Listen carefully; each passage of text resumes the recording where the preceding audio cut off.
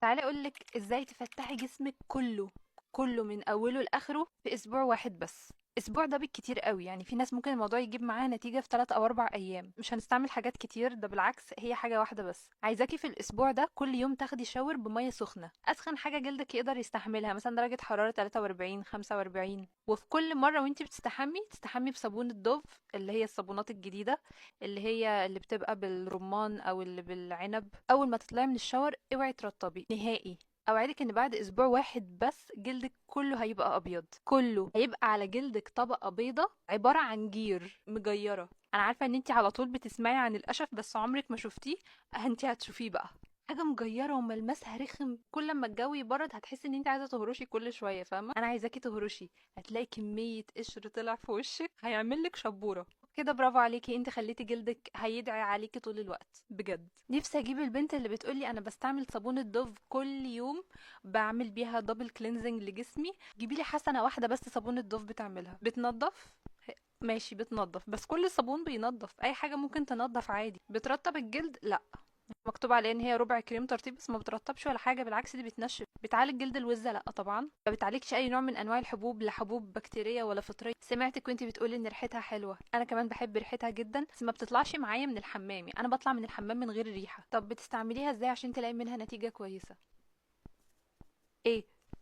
ممكن تسأليني انا مرطبة وشي بايه؟ على طول بيطلع لي فيديوهات الاجانب اللي بيقعدوا يستحموا قدامي في الفيديو، مش عارفة ليه. في كل مرة بتفتح صابونة دوف جديدة وتقعد ترغي بيها وبيبقى شكلها تحفة بصراحة، وسكرابات بقى من دوف وحاجات من دوف. اصلا الحاجات دي احنا مش موجودة عندنا. بس انا شاكة في حاجة من الاتنين، يا اما الكواليتي بتاع الدوف عندهم غير اللي عندنا، يا اما هما بيخلصوا يقعدوا يرطبوا بحاجات كتير. هما فعلا بيرطبوا بحاجات كتير، يعني انا لو قلت لك رطبي بكذا وبعد منه كذا وبعد منه مش عارف ايه، هتقولي لا انا عايزة حاجة واحدة.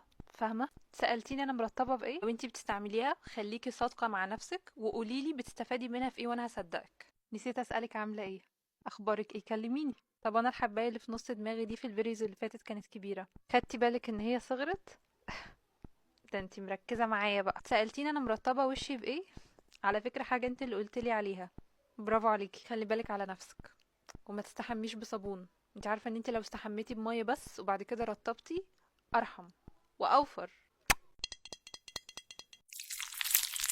قلتلك قبل كده على كذا طريقة تخلي بشرتك بتلمع وفيها نضارة. اكتشفت طريقة جديدة بس هجربها مع بعض انا وانتوا دلوقتي عشان نشوف هي فعلا شغالة ولا لا. هو ماسك واحد بس بيحسن ملمس البشرة وبينشف الحبوب وبيحسن شكل المسام، بيقلل الرؤوس البيضاء والسوداء، وبيعمل كل ده. يبقى بجد كتر الف خيره. عندي في الحتة دي كده ملمس خشن شوية، قلت اسيبه عشان نشوف الماسك شغال ولا لا. يلا نجرب ماسك التقشير بتاع ابريل سكين اللي لونه اصفر. قبل ما نبدا، اول حاجه انا غسلت وشي، مش حاطه عليه حاجه، مش هنحط حوالين العين ولا حوالين الشفايف. بصي الماسك ده بيعمل تقشير بسيط جدا من غير ما يعمل احمرار ولا التهابات للبشره، ده بالعكس فيه مواد كتير بتهدي البشره، فالمفروض ان هو بيقلل الالتهابات وبيهدي الاحمرار وكمان بيهدي الالتهاب اللي بيبقى حوالين الحبايه. عارفه انت لما يبقى عندك مناسبه ومزنوقه في الوقت وعايزه حاجه تدي لبشرتك جلو كانك عامله تنظيف قريب، على طول اجري على الماسكات اللي من النوع ده. المفروض ان احنا بنسيبه من نص ساعه لتلت ساعه، بس انا مش عايزه اشيله يا جماعه. بجد بجد ملمسه حلو قوي. طبعا وشي ناشف جدا، مش عارفه احرك وشي اصلا. ممكن تدخلي في وشي ولا هتتكسفي؟ بصي وشي بينور ازاي ده لما شافك. طبعا فكر اسيبه كمان 5 دقايق. هو انتي عامله ايه؟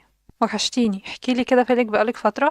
ايا كان اللي عملتيه ما تخافيش، مش هتضايق، اصلا مش هعرف اتضايق، فاهمه؟ بعد ما شلته وشي كان فيه جلو حلو قوي وكمان مترطب. تأثيره على الحبوب بشكل عام هو بيهدي الالتهاب اللي موجود حوالين الحباية. انا مش عارفة اجيب بداية اللي في القورة من هنا، حاولي ما تجيبوش على شعرك ولا حواجبك. بحاول اخلي شكلي حلو بعد اللي حصل ده. يا جماعة وشي ناعم قوي، حاسة في تغيير في الملمس هنا. ده كان شكل مناخيري قبل ما نبدأ الماسك، فيها دهون كتير قوي، وده شكلها بعد. الملمس اللي موجود هنا اختفى، الدهون اللي في المناخير كلها دابت بس ما اتشالتش، بس اوفر اول النتيجة كويسة. طب ايه بقى اللي بيخلي الماسك ده يشتغل؟ ان الماسك ده معمول بمستخلص نبتة اسمها الكالندولا. النبتة دي مضادة للالتهابات فبتدخل على البشرة تهديها. كمان في احماض البي اتش اي والبي اتش اي، ودول اللي بيدخلوا المسام بينظفوها، علشان كده بيدونا الملمس الناعم بعد ما بنشيل الماسك ده. اوفر اول بصراحة هو كويس. لو حد فيكم جربه قبل كده يقول لي تجربتكم كانت عاملة ازاي بالظبط. وبس كده، خلي بالك على نفسك لحد ما اشوفك تاني على خير قريب.